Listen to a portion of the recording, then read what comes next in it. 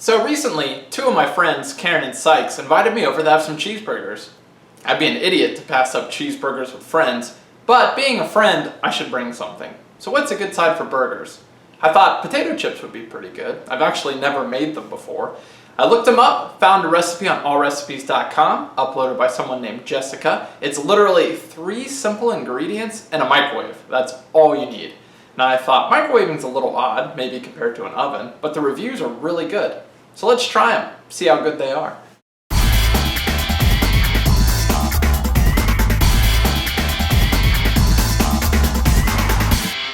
The first step is to take a potato, of course, potato chips, and you're going to have to cut it into paper-thin slices. That is going to be the hardest part. They recommend using a mandolin slicer if you have one. Those are the things you might see in like a deli or a Jimmy John's or somewhere where they cut fresh meat. I don't have one. I'm not that into cooking yet where I buy a mandolin slicer. Someday, but not yet. Use a nice, sharp knife and cut your potato into really thin slices. It says paper thin.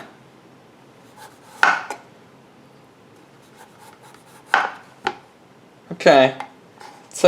You can leave the skin on if you want. That seems pretty thin. That one's a little thicker.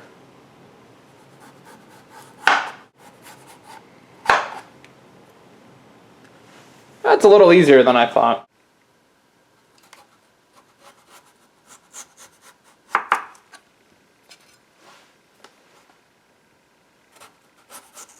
Be careful how you angle the blade.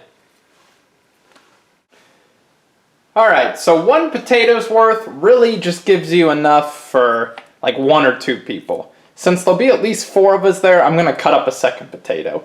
And here's some of my reject pieces that were a little too thick. Really try to make sure all your slices are uniformly thin.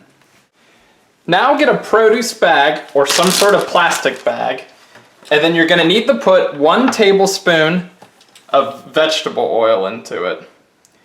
I have 2 potatoes, so I'm going to do 2 tablespoons, but otherwise you really just need 1.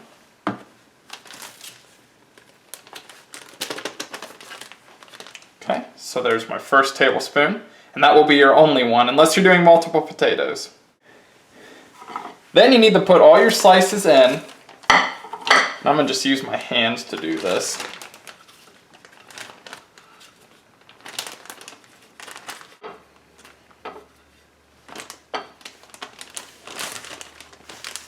Okay, seal it up. And then shake it around completely. Make sure they really coat. You really want to make sure the vegetable oil gets on all of them. And they're potatoes, so they have a tendency to stick together. Get a plate, spray it down decently. Only the first time.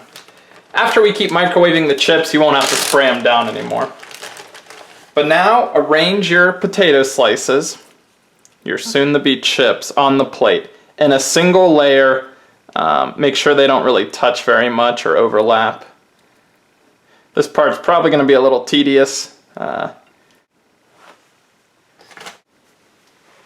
we need to microwave these chips in the microwave for 3 to 5 minutes, or until lightly brown. It depends on the power of your microwave, of course. Mine's a little weaker, so it'll probably take 5 minutes. If you don't see them lightly brown, they're not going to be crisp. So I'm going to try for 4 minutes, see what they look like. Well, it took close to 8 minutes, but I'd say this first batch is done. Some of them are a little soggier than others, but some are definitely crisp and ready to go. So put these in a bowl, and then just keep using the same plate to microwave newer and newer batches of potato chips. Once you get all your chips into a bowl, add a teaspoon of salt. Or if you're just making the original recipe, half a teaspoon of salt. But again, I doubled it, so it's a whole teaspoon. Then you're going to want to toss your chips around. Really make sure the salt coats them all. Alright, I've got one of my chips. Time to try it. It's good. Really does taste like a standard potato chip, but it really reminds me of a chip you would get at a restaurant. Super fresh. I mean, we literally just made these in the microwave a minute ago. The salt's good. You know, if you want to throw garlic or cayenne pepper or whatever on them, go for it. These would be great with burgers, and I know my friends will be happy eating them. If you like this video, please subscribe. 3 ingredients on a microwave, and you can make these and be proud of yourself. Homemade potato chips.